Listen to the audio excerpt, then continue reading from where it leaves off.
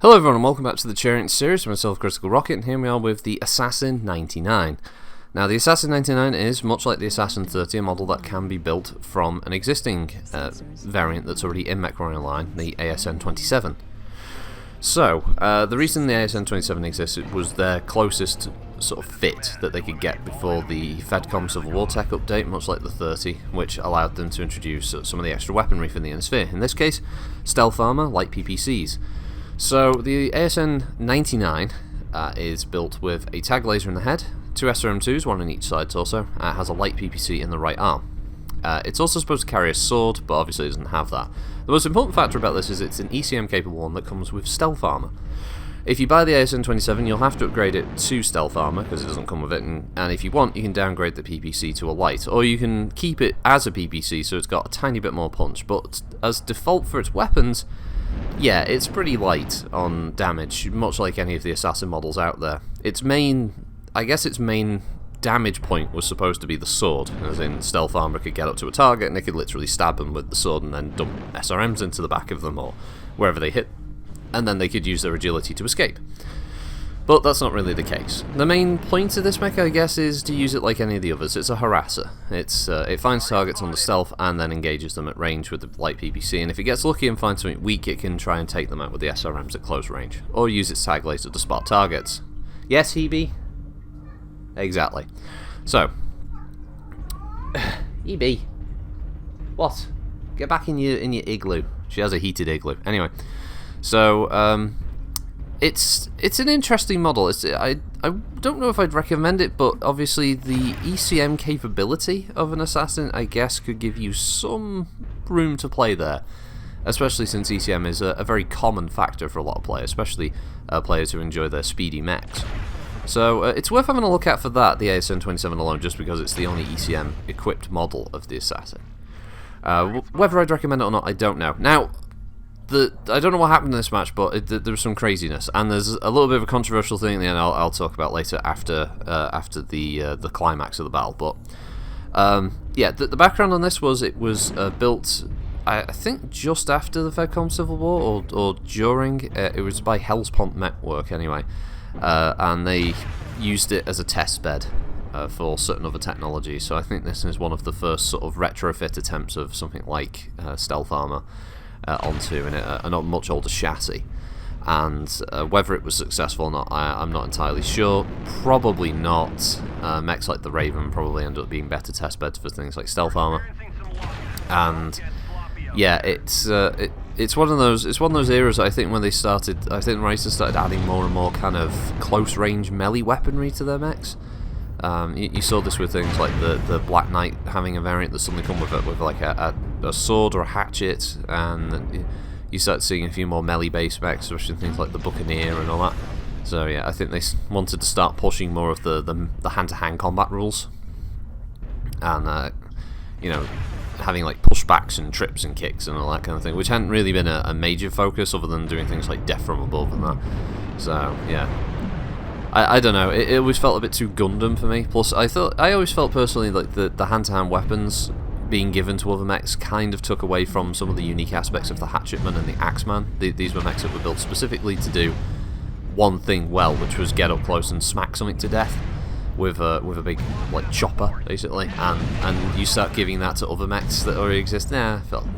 Plus I thought the Hatchetman and the Axeman looked cool. They were the best hand-to-hand combat mechs out there. Now that's kill number 1, by the way, in this not that well equipped, not that good a mech.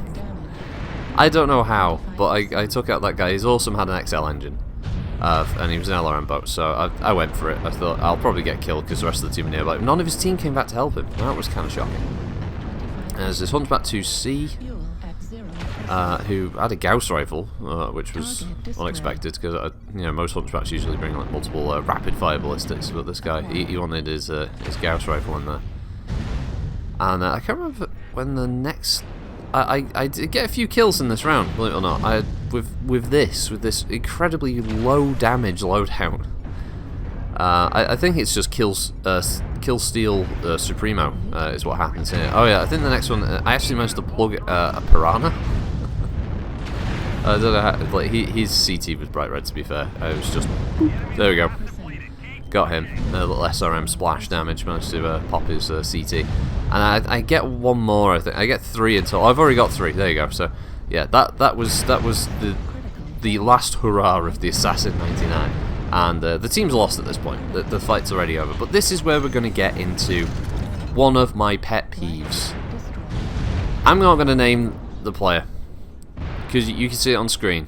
And if you're one of the players, because the enemy team get quite annoyed by this person. They're in a stealth raven with 2 ER large lasers. It's my all-time favourite pet peeve in MechWarrior Online. The player who thinks they're helping by sitting at the back or far edge of the map, scratching away with long-range weapons, with ECM, and now with stealth, so they can't be seen. And then they have this inflated damage thing. Oh, look how much I provided, how much damage I did. But realistically, they did nothing. Now, I've butchered this footage. This went the full 15 minutes. So there was no tension, because literally the map was just this guy running around doing a massive circuit of the edge of the map with these 6 damage mechs looking for him. Now, if you're on comms, it's easier to coordinate. You can say, I saw him here, and everyone can start moving around to different places. But we're in a public match, so there's virtually no comms. And you're expecting 6 damage mechs to chase down a fresh stealth raven. I don't mind this tactic if he actually had a chance of winning, but he didn't, because he wasn't aggressive enough. All he did was he run around again and again and again. Every time he was engaged in combat, he swivels, he runs, and he gets like 1 or 2 pot shots, and he's off again. If the tactic is going to work and it gets you the win, if there's 2 enemy mechs left and you've got a chance of doing it, then that's great. There were 6 of them. There was no way he was going to, doing it this way, he was going to kill all 6. He wasted everybody's time. And right at the end, he makes some flippant comment about, it was just me and there was 6 of you, you couldn't kill me. And it's like, dude, you had stealth armor. This isn't the old days where if a mech had ECM, at least you had a chance of being able to still lock him for a few seconds. No, you had stealth armor. You were running around on a map that breaks line of sight constantly. And it really annoys me. This used to happen on Alpine Peaks. You'd always get the Ravens that would be sat there with ER large back when the quirks were ridiculous and they had like something like near 1200 meter range with ER large lasers. And they'd be sat there just scratching away, and then they go, look, I did like 500 damage. She goes, yeah, but you did fuck all. You didn't actually help.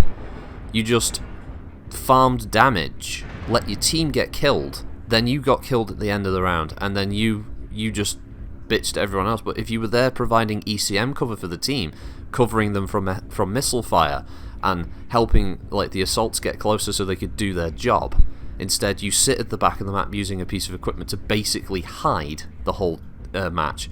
And the problem is this isn't like War Thunder when you're dead you just go back to the hangar and you click and off you go with your vehicles again into another match. No, this is MechWarrior. If you're waiting for your mech to get out of match, this person is wasting everybody's time. If you're trying to farm a mech or something like that, if it's just what you want to do on that day, this is a huge time waster. That's all this is, and that's what annoys me about it. I don't mind the tactic if it can result in a victory, but this wasn't going to result in a win, because the time was about to run out, match is about to finish, and he's literally just like 15 minutes. I had to butcher this footage down, and it still comes in at 9 minutes, but there's so much of it of him just running around doing a circuit of mining collect. You'd be mistaken for thinking it was a fucking it was a spec racer video. But yeah, that was that. Let me know what you think below, what you think of that tactic, and I'll see you all next time. Thanks for watching, everyone. Bye.